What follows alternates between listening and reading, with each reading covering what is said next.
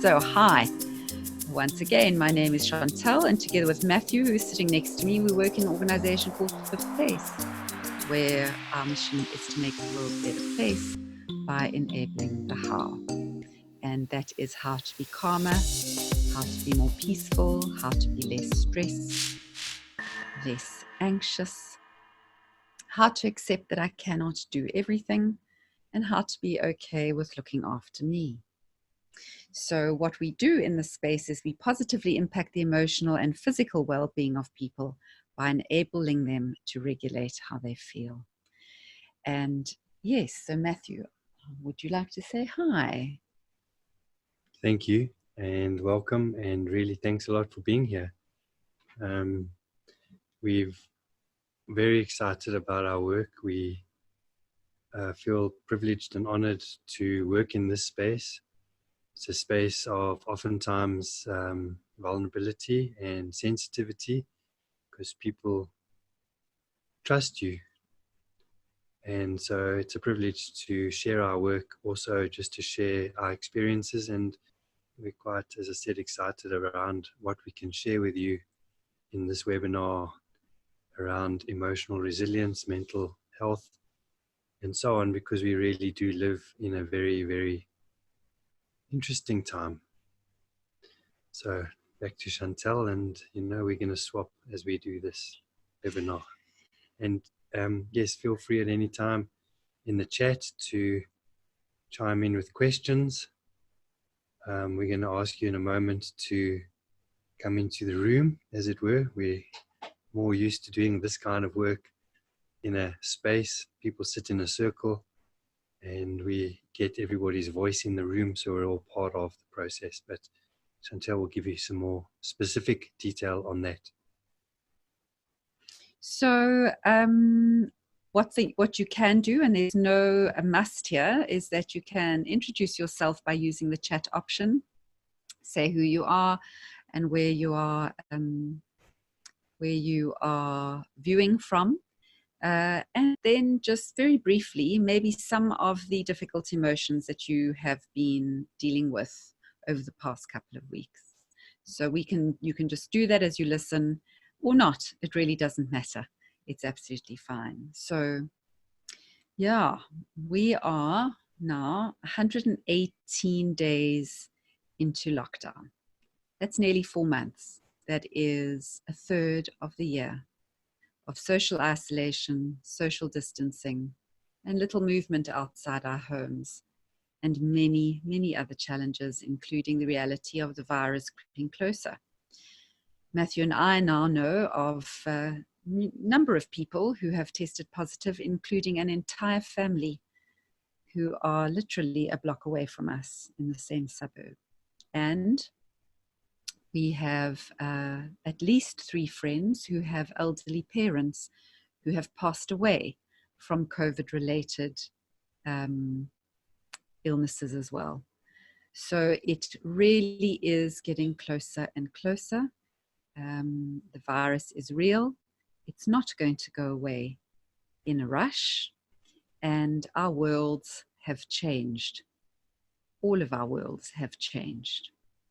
So how have you been feeling lately? Really? So, what have you been going through over the past 118 days? And the first step to managing our feelings and emotions is really admitting and accepting or acknowledging that we actually have them. But more about that later. So I'm going to hand over to Matthew, who is going to take you through really the roller coaster of emotions that are absolutely normal when it comes to being in a process of isolation. So these are typically what one will go through, and I'm going to hand over to him to take us through that right now. Well, don't know about you, but when I first heard about the coronavirus, it was a little bit far away across the world, and I thought, like so many of the other virus things that we've been through in recent years, I mean, many, many years, that it would be more or less the same. So when it hit and we went into lockdown, the first thing I felt was disbelief. And I'm going to share with you a little bit about what disbelief might look like, and then go into a few other emotional states that you might go through. And just bear in mind that we don't go through them in a sequence. You know, we might go through one and then another and then jump back to a different state. I mean, for example, the disbelief around opening things up and then closing things down without what looks on the surface like reasonable rationalization or reasonable reasons to do it.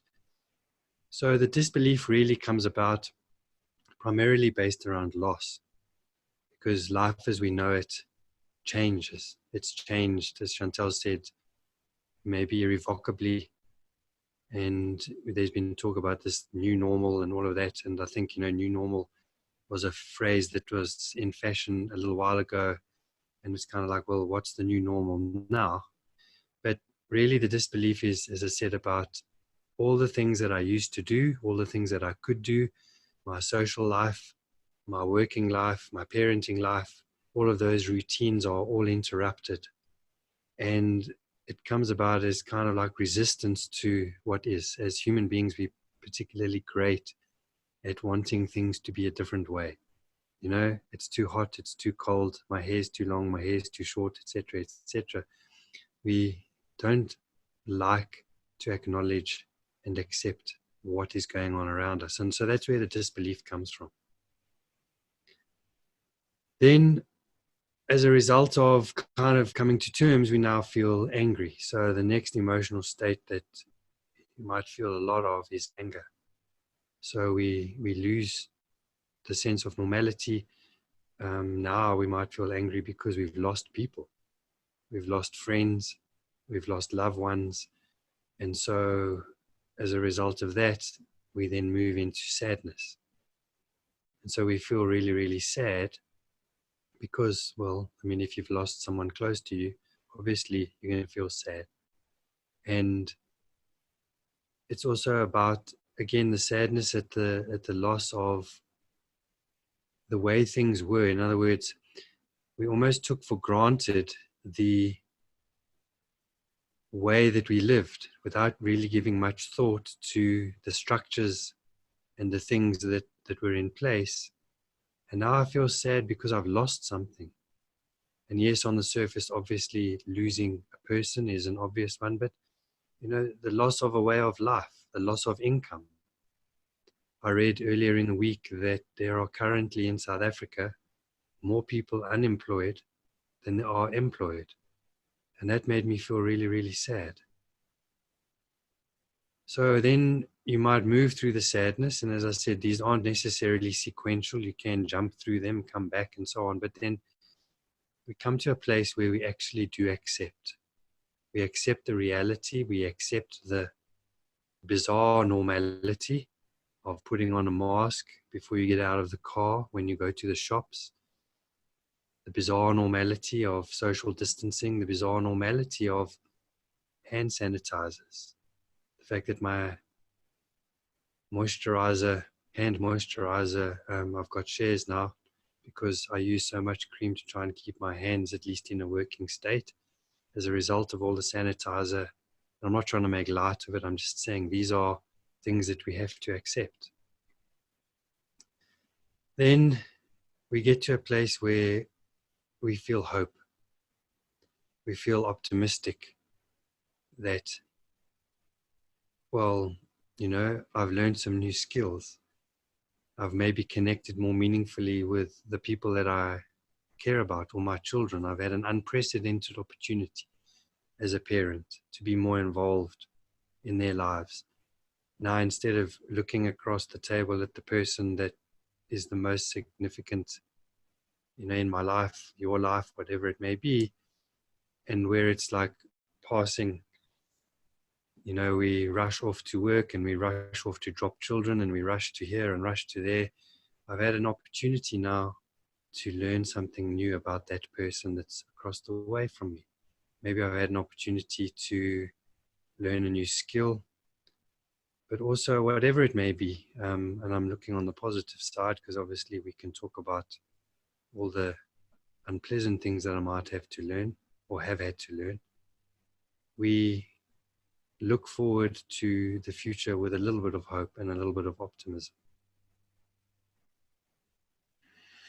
Yes, and as Matthew said, these are really stages that we go through when we are in isolation or in a state of isolation. And they're not linear. So you may not go from disbelief to anger to sadness. You may feel sadness immediately. And we do, it is a process of grieving. So even if you're not grieving for someone, you're grieving a time that is no more. You're grieving something that we used to have and we don't anymore. And there's a lot that we have lost over the past couple of weeks. And we do feel these roller coasters. They call it a corona coaster of emotions that can sometimes be really, really overwhelming. But what are emotions anyway? So emotions are things. They arise with the mind and the body meet. Their mind-body response that is triggered by events or memories or thoughts. And they're felt in your body while your brain makes meaning of the bodily sensations in relation to what's going on around you in the world. When we feel something, it activates a neural network that's simultaneously throughout the brain and the body, and this produces hormones and chemicals that influence our behavior both consciously and unconsciously. Emotions are part of what it is to be human, and they are supposed to come and they are supposed to go. But when we repress, deny, or avoid these emotions, that is when we start to feel both mentally and physically ill. So stress is something that we can all, I'm sure, understand. I don't think there's one person that is on this webinar that has not felt stress in some form over the last couple of weeks. Now, stress doesn't always have to be negative. Stress can be positive. There can be a positive stress called eustress that gets us activated to do something like perform on a stage, to write an exam well, to perform in a team or in a sporting sense. And then there is obviously that stress that gets us to really act very, very quickly when there is a threat. So that's more negative, but actually it gets our bodies to respond incredibly quickly if it feels under threat. And that response, as we all know, is the fight, flight, or freeze response. So when we do have this response to a perceived threat, it induces a rush of cortisol and adrenaline. And this rush throughout our system suppresses certain bodily functions that are not needed in the fight or flight response. And some of those bodily functions are our digestive system and our immune system. So we don't need to be digesting food when we're running away from a maga or a wild animal, as in the many, many years ago. And we certainly don't need to worry about catching a cold either. In our brain. Sorry? What also happens is your thinking is shut down because you kind of act on instinct. So you're not going to take out a manual and work out how to engage with the perceived threat, mugger, lion, or dinosaur, if we're going back that far. So essentially the three big functions that are closed down is your thinking capacity and your digestive capacity and your immune system. And in this webinar, we're more interested in the immune system for obvious reasons, which we'll get to now. So the thing is, when you are under under attack and it's a threat and it's a short-term threat, our body's closing down like they do those particular systems, and then flooding the limbs with blood and making our heart beat really fast and our hair standing on edge and getting us to move very quickly is something that is very useful when we are under threat or attack. However, it's not very useful if we are consistently under stress. So that stress is our body perceiving that we're under threat. And if we're consistently under threat or under stress, and our body is consistently being flooded by these hormones and chemicals, and our immune system is suppressed and our digestive system is suppressed, you can understand that this will lead to ill health. And when we are in an environment like we are in the moment, where we have to fight a virus, having our immune system suppressed is certainly not what we need at this point in time. So more than anything, we need to have strategies, tools and techniques to deal with our stress, our anxiety, our depression, our difficult emotions, in order to ensure that our immunity is well functioning as well. So, and I mean, this is all scientifically validated, and it's something that we probably all know about, really. But how do we typically work with our emotions? So what do we normally do? And I'm going to ask Matthew to come in with this as well, around what we could potentially do normally, how we manage our emotions in the day-to-day way, and the positive as well as the not so positive. So you can divide this question into two parts, because there are somewhat, as Chantal said, positive and not so positive ways that we can deal with our emotions. I mean, on the positive side, let's do the good news first. You can engage in activities that you find supportive. You can take regular breaks. You can make sure that you are looking after yourself. So physically attending to your body's needs, or attending to your body's physical needs. And that means eating well, even if you don't feel like it because you're stressed, make that effort. Also exercise and sleep. You know, these are things that are very, very good for us. We can engage in prayer or meditation, can be in nature, just connecting with nature, noticing what's there, and so on. We're going to say more about that later too. And then we can get into what we call banning. And banning, or ban, is an acronym which means bury, avoid, and numb. And I think this is where many people, I know for myself, in the past have become a past master, where we try to do all manner of things to avoid what we feel. And this can be from eating too much, drinking too much, substance abuse, whether it's legal or illegal substances, disappearing into Netflix or series watching. I mean, they call it binge watching for a reason. And I mean, days gone by, you know, there was retail therapy and so on. I mean, I'm sure as I'm talking, you can think of some that you know of, either for yourself or you've witnessed in others.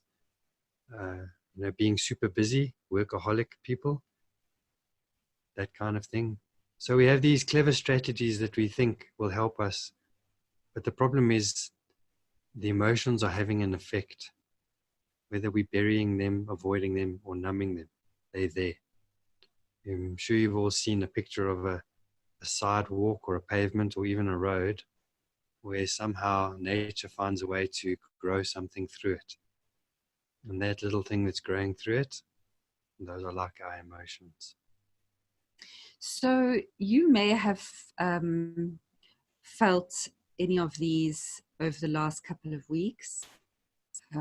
Exhaustion, irritability, short temper, low motivation, despair. Maybe suddenly you don't like your work, your family members, your friends even, or your colleagues. And this may be as a result of, or is evidence of, what we call allostatic overload.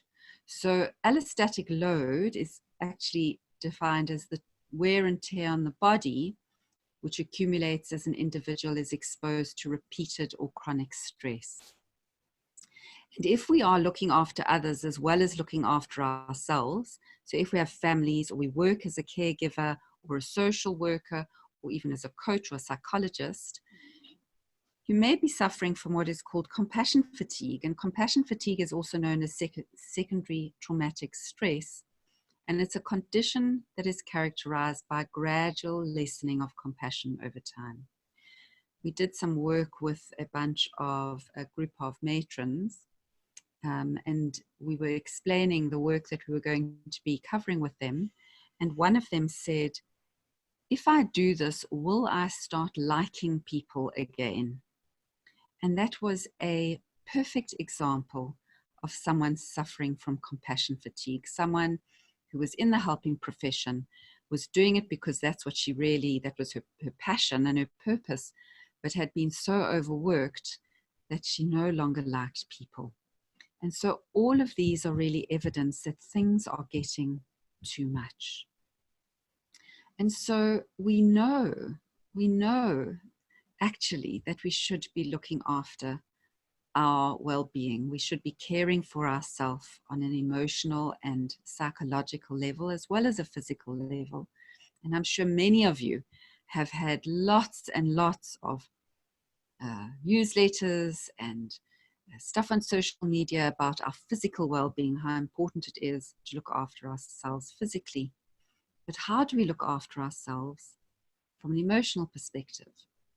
And when we ask this question in groups that we are face to face with, we will say, we know it's really important to look after ourselves mentally and emotionally. So why don't we do more of it? And very often, in fact, at every session that we've held, the answer comes back because we don't know how. And so tonight, a large part of what we're going to be doing here is really going through some of those hows, how to attend to yourself from an emotional perspective. So we're not going to be saying that you must, have to, should be, need to do any of this. You're adults and you can make choices around what you can do. And so a lot of what we are going to go through today are really things that you probably know already, or they may not be. And it's not a have to. It's here are some options, and you can take up some of these options. You may remember, maybe in the past, you've heard this before, but because we're in lockdown and you're in that state of stress, we're all in that state of stress, that the brain gets a bit fuzzy. We call it lockdown brain.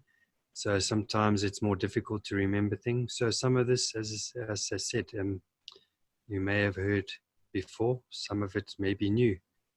But we invite you to listen and then go out and practice them, experience them, try them out, see which ones work for you and which ones you resonate more with. They're all here kind of as an offer. These are things we know work.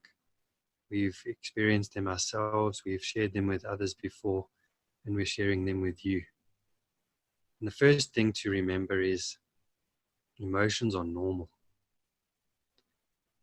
So I don't know why. It's a question that I ask myself often. Why we as human beings try not to feel or try to put emotions second. We see adverts or hear things, don't make choices when you're emotional and so on. And yes, there is a place for the head, but we seem to be very focused on what happens up here, not so much what happens down here, because down here is where we actually feel. So in the past, particularly, I know growing up, boys don't cry. ever. And women are perceived as the emotional ones, and therefore sometimes, and this isn't my stuff, my words, the weaker ones. So I'm just saying that as these are concepts that we grow up with, that emotions are abnormal, or some emotions are okay, like we can laugh and we can be happy, but not too happy. And we can't laugh too loud. And we certainly can't sit with someone else's discomfort. So when someone's crying, we rush over to try and make them feel better or tell them that it's going to be okay. Maybe it's not going to be okay. And we try to short circuit this process. Pull yourself together, stuff like that. So there's this also idea that we always have to be on top of our game. Everything has to be roses and sunshine and so on. But it's not like that. And so quite honestly, we think that those concepts should be thrown in the rubbish bin, because generally speaking, what we've been taught about feelings belongs in the bin with all the other nasty stuff. So as a start, the challenge is to allow yourself to feel your feelings. So being able to feel your feelings is a start in being able to regulate them, regulate your emotions. And some people are disconnected from their feelings. Some people don't know what's going on inside. And some theorists and some academics say that it's important that you are able to label your emotions. And yes, it is useful to label your emotions, but it's not necessary, because sometimes what we think we might be feeling maybe doesn't have a label. Maybe it's a couple of things that are all together. And sometimes we get the labels wrong. And sometimes we stress about, are we feeling anxious? Are we feeling depressed? Are we feeling worried? Are we feeling dismayed? What are we actually feeling? Well, the issue that we work with is that if you're feeling a discomfort, or you're feeling light, whatever it is, a positive, supportive, or a difficult emotion, allow yourself to feel that feeling. So, we can be afraid of being vulnerable. And sometimes we think that if we allow ourselves to feel some difficult emotions, often when there's grief or trauma, we think they're never, ever going to go away. The problem is if we resist them, they actually don't go away. So part of the process of our body is that we need to release the emotion. So as I said earlier, emotions are supposed to come and then they're supposed to go. And that's both the supportive and the difficult emotions. The problem is when it comes to the difficult emotions, often we hold on to them and we keep them locked away. And what will happen is eventually we will either implode or explode, because we will not be able to hold that for too long. The word emotion actually means to move. And so this is what Chantel means by emotions are supposed to come and supposed to go. So they are like this movement. And if you start to practice feeling them, and you can choose things to feel, you can do things like, put your hand under a tap, run the water, notice the sensation on your body. That can be a first step at reconnecting with what you feel. If you've ever had a headache, that's an experience of something that's not very pleasant in your body. So you do know what it feels like to feel stuff. Because if you can't accept it, as Chantel said, you can't change it. And so the first part of this is feel it so that we can do something about it. Yes, and feeling it. So when you start to feel stressed or anxious, just notice that you're feeling it. So no judgment, no analysis, feeling not so great. And a very useful technique that we have learned from the mindfulness arena is to say, is it pleasant, unpleasant, or neutral? So is what I'm feeling pleasant, unpleasant, or neutral?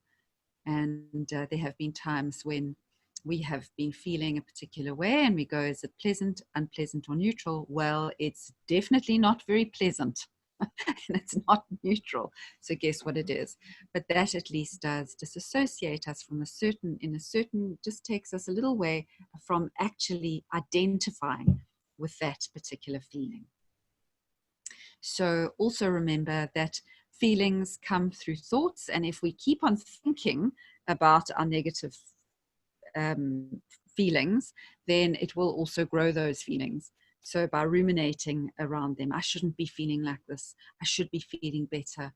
I need to pull myself together. I must.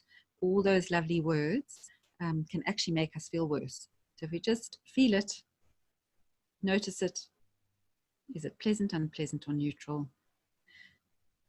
And then hopefully breathe it away is one way of doing it.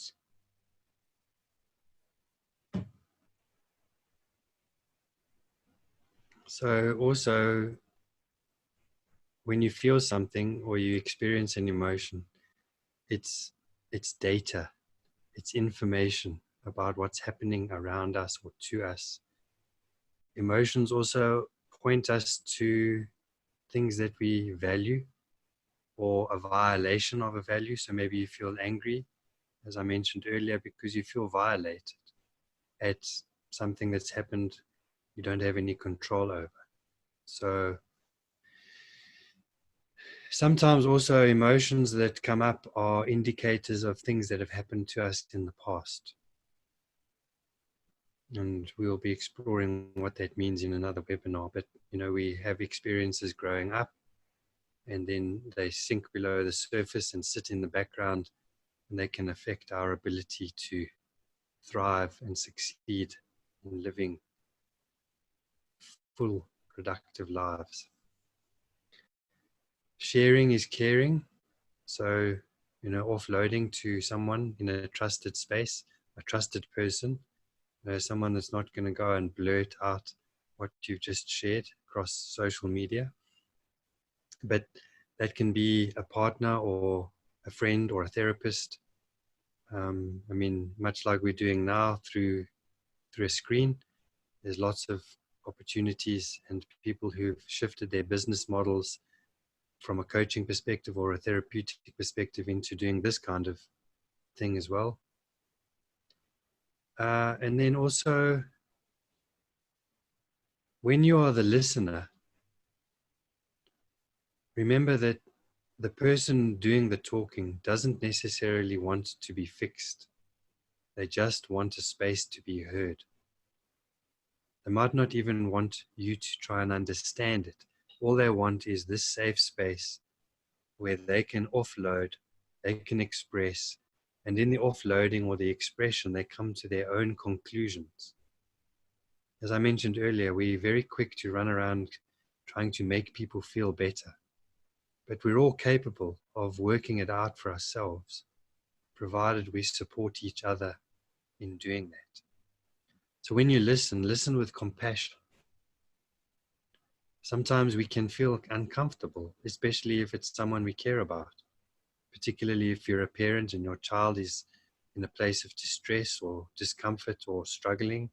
You want to make it better. But sometimes taking away the opportunity to work it out for yourself does more harm than good. There's a beautiful story about a young person who tries to help a butterfly out of its chrysalis and effectively damages the butterfly for life. You can go and have a search for it. Sometimes we need the challenge to realize what we are capable of. Yes, and when we share, so if we talk about how we're feeling to somebody else, it often normalizes our state. Sometimes we think we're the only ones feeling the way that we are. And when we express how we're feeling, often we get told, I've been feeling the same way. Yes, it's been awful. My experience over the last couple of weeks working with clients in the coaching space and in coaching supervision is that there's such a habit to say, oh, I'm fine. Yes, things are great. And then the minute somebody goes, well, actually, I have had a really, really tough time emotionally or relationally, or I'm finding it really difficult to be a mom, a homeschool teacher, and do my work at the same time, then all of a sudden others also say, yes, I'm also feeling that way. It really hasn't been easy. And I've also been feeling the roller coaster of emotions. So talking about it does normalize it. But as Matthew said, rather don't do it over social media, rather do it with somebody that you trust and that you know that um, you can really talk to, and that's going to listen to you. Social media is not the place to do it. Then really, really useful is, and we are so lucky in this country to have the kind of weather that we have, certainly in this part of the world, which is Gauteng, sun shining so often. So just getting out into nature is really important for our mental well-being. Going out, breathing some fresh air and getting some sunlight. So vitamin D is actually a really important from an immune booster and to fight the virus. So a great opportunity to get out. The sun isn't as harsh as it is in summer, but it really is lovely and warm and just a rejuvenating opportunity to get out. So even if you're stuck in an apartment or in a small space, find your way out into the sunshine. And then if you can find some nature, the parks have been opened, yay. And so if you can get yourself to a park and really just walk around in nature, in the grass and seeing the trees with some water and noticing the birds. This morning, actually, we went for a walk and it was really lovely. It was early. It was just after 7 in the morning. And it was just lovely to hear the birds. It was cold, but it was bright. The sun was shining and you could hear the birds. There's not so much traffic on the roads. So we didn't have to, battle through the traffic, but we did hear the nature, the sounds of nature, which was really lovely. So getting out into nature and outside is something very simple and very important to do. So the next thing that we want to share with you is mindfulness, and a few versions of what mindfulness might look like. So if you've heard of mindfulness, it's really, just to recap in a very short way, it's about being present to what's going on without judgment. So essentially not reacting. So just really accepting what is happening around you or to you, and then allowing it to happen. So that thing about resisting, no resistance. And mindfulness in its most common form is really a meditative process. So it's about either, following your breath or bringing your mind back when it wanders off. And you develop emotional resilience by doing mindfulness meditative practices on a regular basis. But mindfulness isn't just about meditation. You can be mindful when you're drinking a cup of coffee. You can savor each sip, enjoy the tastes. Mindfulness can be when you are listening compassionately to someone who's sharing the way they feel, instead of coming or working out what your response is going to be present. And then I want to share with you a little technique called the stop technique that you can also use to bring yourself back to the present. Because remember, the place where you need to be as often as you can be is in the present, not in your head in the past, and not in your head in the future, creating anxiety or creating depression or stress or worry or whatever it is. Be present. So stop means literally that. So it's an acronym. So the S means stop. And what that means is whatever you're doing, stop. Then the T stands for take a breath. And breathing is a very useful thing to do when you're feeling a little bit overwhelmed, because you can't breathe in the past and you can't breathe in the future. You can only breathe now. So by taking a breath, by focusing on your breathing, you bring yourself back here into the present. And then what you do again because remember, it's about being present to whatever's going on, is you just look around wherever you are and you notice. Observe. So you observe. So the O stands for observe.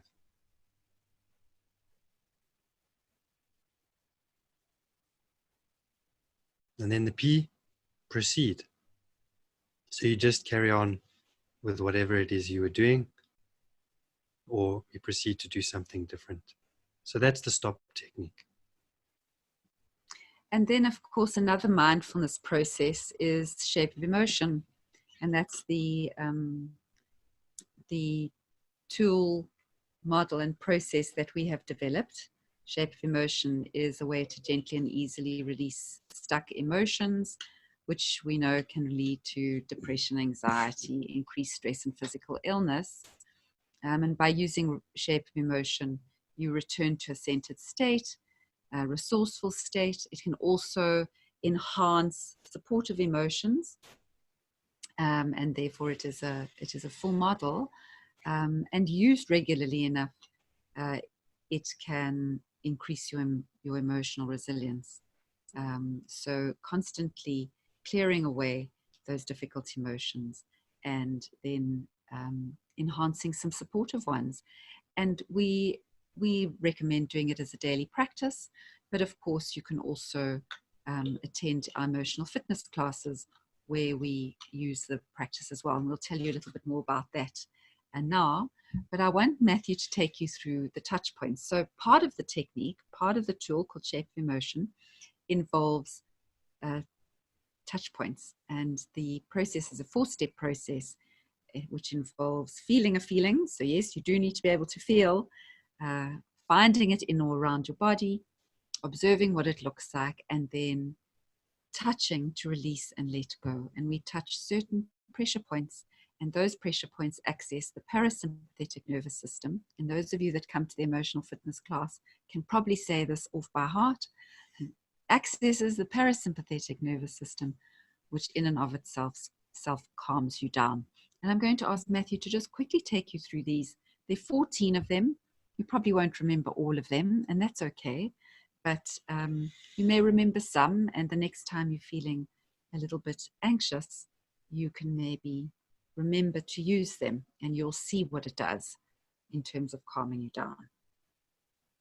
So I'm going to show you the touch points, and I'm also then going to share with you a way that you can use them. And as Chantel said, they stimulate the parasympathetic nervous system. And why is that important? Well, it's the nervous system, it's the part of our nervous system. So we have an autonomic nervous system, and it's divided into sympathetic and parasympathetic. And when we go into fight or flight, the sympathetic nervous system is the one that's kicked into gear, that sends all the cortisol and the other junk into our body, makes us want to fight. Well, the other one, the hippie one, the laid back one, that's the parasympathetic nervous system. That's the, yeah, man. And so when you use the touch points, you're actually saying to your body, or you're saying to your brain, hey, brain, please tell my body to send some of those feel-good chemicals into my body so I can chill out and I can relax. So there's lots of them. They're all over the body, but we use 14 specific ones because they're accessible. And the first one is here where the eyebrow meets the nose. And we'll show you where the second one is, but I need to show you how you actually engage with it. So apologies for that. You just take your hand, you take the tips of your fingers. I'm right-handed. I'm not holding up to say an oath, but I'm just showing you. So you just touch on that point, a light pressure. And then you just move through them all in a sequence. So the second one is on the bone of the side of the eye. And if you want to follow along, by all means, on the bone under the eye, on the top lip, on the chin below the bottom lip, then under the collarbone, Then on the forearm, sorry, I nearly punched Chantel. Apologies for that. You hold just where the fold of the elbow is, just like this. And then on the wrist, where the pulse point is, so you just hold your wrist. And then you move through each finger, starting with the thumb. And you just hold your finger closed like this.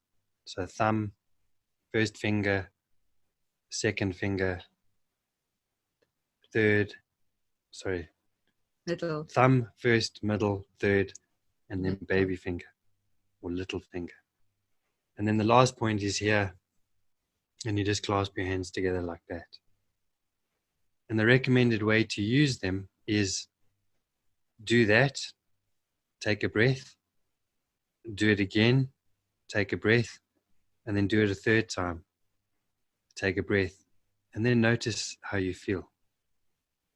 Because chances are you'll feel a little more relaxed. So you've been asked to show the forearm again. So where on the forearm do you touch? So here's my forearm, here's my elbow fold. I hold like this. Hopefully that clears it up. Just shout if it doesn't. So we offer that as we call it just touch points or a community type version of shape of emotion, because it's not the full shape of emotion process, but just by doing that, you will support yourself and gain relief from whatever you're feeling as well. And we use this process in our emotional fitness classes, and maybe some of you have seen our adverts for them. We hold them 3 times a week. And at the moment, we don't charge for them. During lockdown, we have offered them for free. And we use the shape of emotion process to dial down one difficult emotion. And we have 3 wings to dial down one difficult emotion. And then we also dial up a supportive emotion. And we use difficult and supportive on purpose because, as we said before, all emotions have a reason. They're there for a reason, and so they're not necessarily negative. They're difficult, but not negative. And sometimes people, when we talk about a positive emotion, people immediately think joy or happiness. And if you've been feeling particularly down, it's really not easy to access joy or happiness. But maybe you are able to access something like acceptance or a level of calm. So that's why we call them supportive. And so our emotional fitness classes, which we say are like yoga for the insides, is a guided meditation, a meditative based or mindfulness based process, guided, and it's an hour long, and they are held on a Thursday at 5:30 in the afternoon, Sundays at 11 o'clock, and Tuesdays at 2 o'clock in the afternoon. So you can go onto our website and register. Many of you probably get notified regularly, and you probably think, oh, not that again. But we do have people who I have been regularly reminding about our classes, and I had somebody who I'd been reminding for 2 years, and she eventually came and she said to me, thank you very much for sticking at it, because now I've come and boy, I don't want to miss. And so it's really just a reminder. If it does irritate you and you don't like it and you don't want to ever come, please just tell me to take you off the list, and I will do so with pleasure. We do the classes via Zoom, so it's all online. You do obviously need to have access to data or Wi-Fi, but otherwise you're welcome. We don't engage. You don't need to share anything, because that's the joy and the beauty. We do, like what we're doing now, a lot of talking. You don't do any talking. Yes, so there's no need to share. There's no need to be vulnerable. You just follow the process. See, and it's called shape of emotion because we work with the shape and the structure of the emotion. So the process is the same. You just bring whatever emotion it is you want to work with. And then you gain relief from it, or you can, as Chantal said, work on the supportive side of the emotional scale and expand a particular emotional state. And some of those emotional states, to add to what Chantal said, are things like gratitude and love and so on. And so in answer to the question, no, because you switch your video off. So we know that someone's attending. You can stay anonymous. So you can change your name and join like that. You do have to register. Given the nature of the work, it's important that if we need to get hold of you, we can. But other than that, in the class, there's no sharing, no talking. You can switch your video off.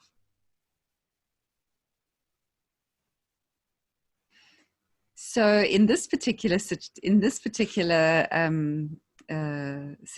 it's a webinar, so there's no access to your video, because that's the structure of this particular type of offering. But when we do the shape of emotion, when we do the emotional fitness classes, it's a meeting. So it's a Zoom meeting, and then you do have access to your video. And I know Leslie is communicating with us, and she's communicating to us all the way from Canada. And has been through a very difficult time. So Leslie, our thoughts are with you. And although we can't see you, we know you are there. So there is a little bit of time before we close out and say goodbye, to offer an opportunity to ask questions. If there are any questions that you have for clarification around what we have spoken about already, obviously, the things we've spoken about are their options. It's not everything. And the idea is that when it comes to emotional resilience, whatever it is that you do, whatever it is that you choose to do and works for you, you need to do regularly. It's like anything. When we want to build good habits, we really do have to do them often. So, one emotional fitness class isn't going to make you emotionally resilient. It is kind of hard work. And so whatever it is that we choose to do, it needs to be something, I suppose, that works for you. So that's our offering. So it's a pleasure. So over to you. We're going to stop talking. If there's any questions, so feel free to engage in the chat if you want, and we'll answer. Otherwise, thank you very much. And we'll be doing more of these regularly. So feel free to join and come and listen to our insights around how to be emotionally resilient and foster mental well-being. Foster. Maybe. Like anything, it all takes a little bit of work, dedication, and discipline. I said foster, not faster. So yes. So thank you very much, and have a lovely evening.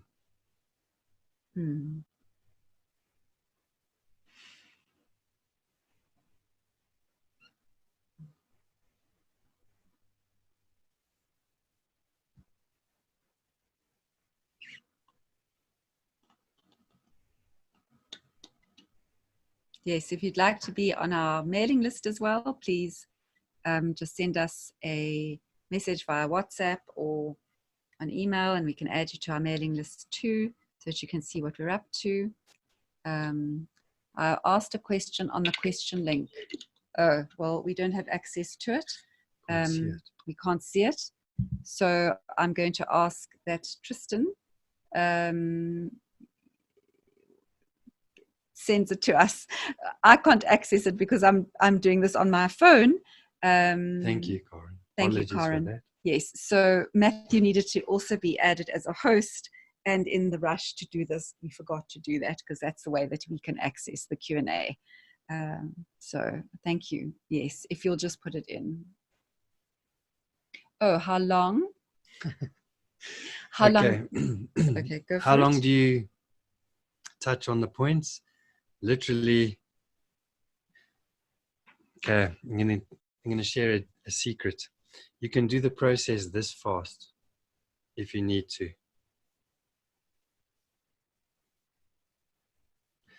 But that's not particularly mindful. So just however long it feels appropriate. And I know that maybe that doesn't help in terms of a specific number, but what happens is when you do, if you come to an emotional fitness class, you will learn that what happens is when you touch here, you actually say something. And so you touch for however long it takes to say that thing. And then over time, you just build up a sense of how long it is that you need to touch there for. So I would say on average, maybe a second. And also it's either side. So that's something that Matthew didn't say, but it is something that we do talk through in the classes. When you are doing the touch, you can do either side. You can flop over. You can swap over between the dial up and the dial down. It really doesn't matter. And it doesn't matter if you always only use one side. Yeah, because the points are really on the same. Doesn't matter. I mean, other than the ones in the middle, you know, there's an eyebrow and a nose meeting over here, and the side of the eye over here, and so on. And there's a forearm, etc., etc. So other than the couple that are here, it's both sides of the body. And thank you very much for the compliment. Yes, so it doesn't matter. It doesn't matter which side of the face or arms you use, you can swap over. We actually worked with somebody who was an amputee, and so we had to teach her how to access the points without having another hand. So she could use the hand for here, and then when it came to her physical hand, we had to teach her how to use the points just using one hand. So there are ways of doing it. It's very, very gentle, and it's very flexible.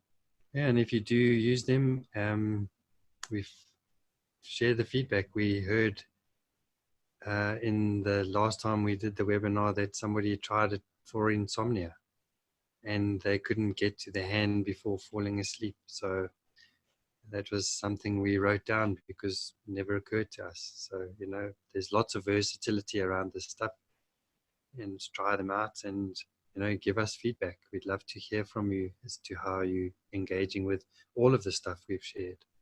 And also to say that when you do use things like touch points and the shape emotion process, you may feel thirsty, and drinking water is important so that you also help with the release, and you also may feel the need to yawn, sneeze, burp, sigh, and all of those are really important because they also are part of the release process. So we've also been socialized, don't yawn, it's not, you know, it's rude. Well, it's part of releasing our emotions. So yawning is actually good.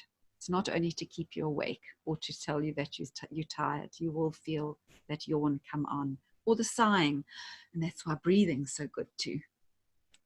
So yeah, well, good luck trying it out on the sleeping stuff. Let us know, and if you've got questions, feel free to engage. And we'd love to see you at an emotional fitness class.